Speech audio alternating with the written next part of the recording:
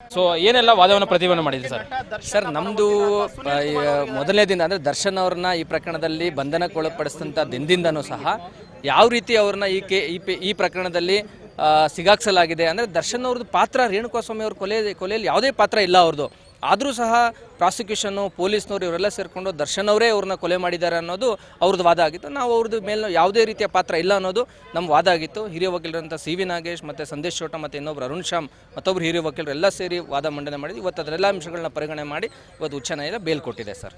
ಇನ್ನೊಂದು ಕಂಡೀಷನ್ಸ್ ಏನಾದರೂ ಕೊಟ್ಟಿದೆ? ಯಾಕಂದರೆ ಈಗ ಮಧ್ಯಂತರ ಜಾಮೀನು ಪಡ್ಕೊಂಡ ಸಂದರ್ಭದಲ್ಲಿ ಕೆಲವೊಂದು ರಿಸ್ಟ್ರಿಕ್ಷನ್ ಹೇಳಿತ್ತು, ಬೆಂಗಳೂರು ಬಿಟ್ಟು ಹೋಗಂಗಿಲ್ಲ, ಕೋರ್ಟ್ ವ್ಯಾಪ್ತಿ ಬಿಟ್ಟಂಗಿಲ್ಲ. ಸೊ ಈ ಒಂದು ರೆಗ್ಯುಲರ್ ಜಾಮೀನು ಆಗಿರೋದ್ರಿಂದ ಏನು ಕಂಡೀಷನ್ಸ್ ಕೊಟ್ಟಿದೆ ಸರ್? ಮಧ್ಯಂತರ ಜಾಮೀನು ಸಂದರ್ಭದಲ್ಲಿ ಯಾವ ರೀತಿ ಷರತ್ತುಗಳನ್ನ ವಿಧಿಸಿದ್ರು ಅದೇ ಷರತ್ತುಗಳನ್ನ ಮಾನ್ಯ ಉಚ್ಚ ನ್ಯಾಯಾಲಯ ಮತ್ತೆ ವಿಧಿಸಿದೆ ಸರ್. ಅಂದರೆ ಅವರು ಯಾವುದೇ ಸಾಕ್ಷಿದಾರರನ್ನ ಅವ್ರನ್ನ ಪ್ರಭಾವ ಬೀರಂಗಿಲ್ಲ, ನಾಶಪಡಿಸಂಗಿಲ್ಲ, ಬೆಂಗಳೂರು ನ್ಯಾಯಾಲಯದ ಪರಿಮಿತಿ ಬಿಟ್ಟು ಹೋಗಂಗಿಲ್ಲ ಅಂತ ಉಳಿದಂತೆ ಇನ್ನೊಂದಷ್ಟು ಷರತ್ತುಗಳನ್ನ ಮಾನ್ಯ ಉಚ್ಚ ನ್ಯಾಯಾಲಯ ವಿಧಿಸಿದೆ ಸರ್.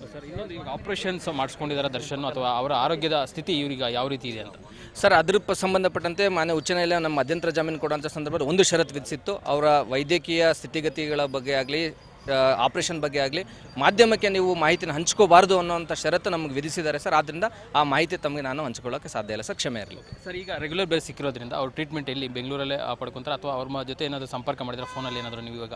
ಇಲ್ಲ ಸರ್, ನಾನಿನ್ನೂ ಅವ್ರ ಹತ್ರ ಮಾತಾಡಿಲ್ಲ. ಇವಾಗ ತಾನೇ ಕೋರ್ಟಿಂದ ಆಚೆ ಬರ್ತಾನೆ, ಅವ್ರ ಹತ್ರ ಮಾತಾಡಿ ಆಮೇಲೆ ನಾವು ಮುಂದಿನ ಎಲ್ಲನೂ ಏನು ಕ್ರಮ ಇದೆ ಅದನ್ನು ತಗೊತೀವಿ ಸರ್.